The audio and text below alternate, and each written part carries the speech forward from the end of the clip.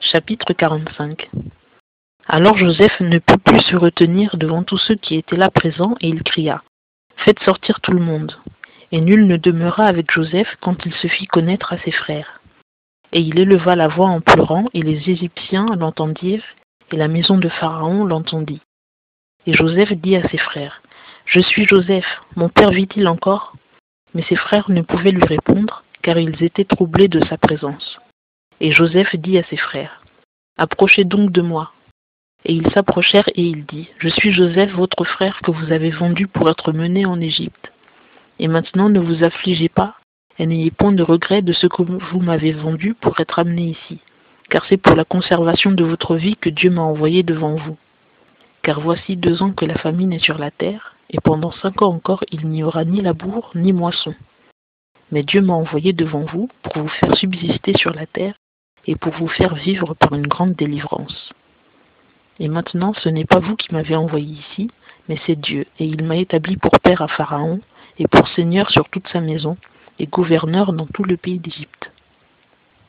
Hâtez-vous de monter vers mon père, et dites-lui : Ainsi a dit ton fils Joseph. Dieu m'a établi seigneur sur toute l'Égypte. Descends vers moi et ne t'arrête point.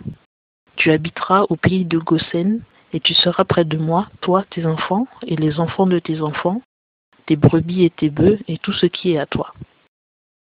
Et je t'y entretiendrai, car il y a encore 5 ans de famine, de peur que tu ne périsses de pauvreté, toi et ta maison, et tout ce qui est à toi. Et voici, vous voyez de vos yeux, et Benjamin mon frère voit aussi de ses yeux, que c'est moi qui vous parle de ma propre bouche.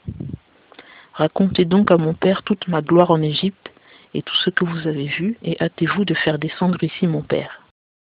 Alors il se jeta au cou de Benjamin son frère, et pleura. Et Benjamin pleura sur son cou.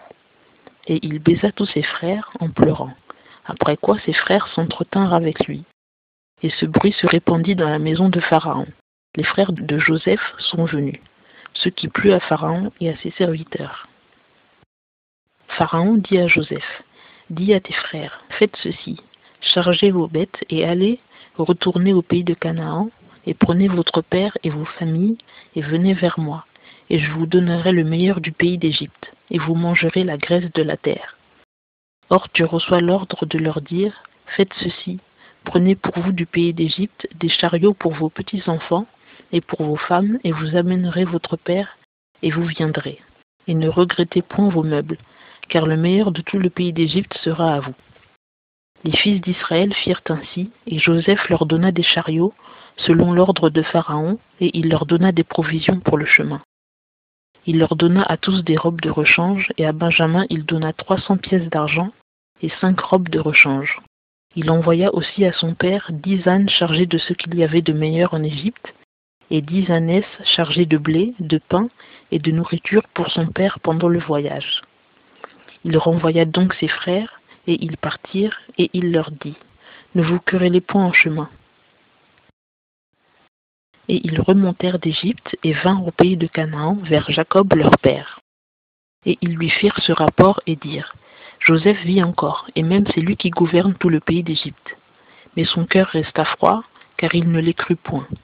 Et ils lui dirent toutes les paroles que Joseph leur avait dites. Et il vit les chariots que Joseph avait envoyés pour le porter. Et l'esprit de Jacob leur père se ranima. Et Israël dit : C'est assez, Joseph mon fils vit encore, j'irai, et je le verrai avant que je meure.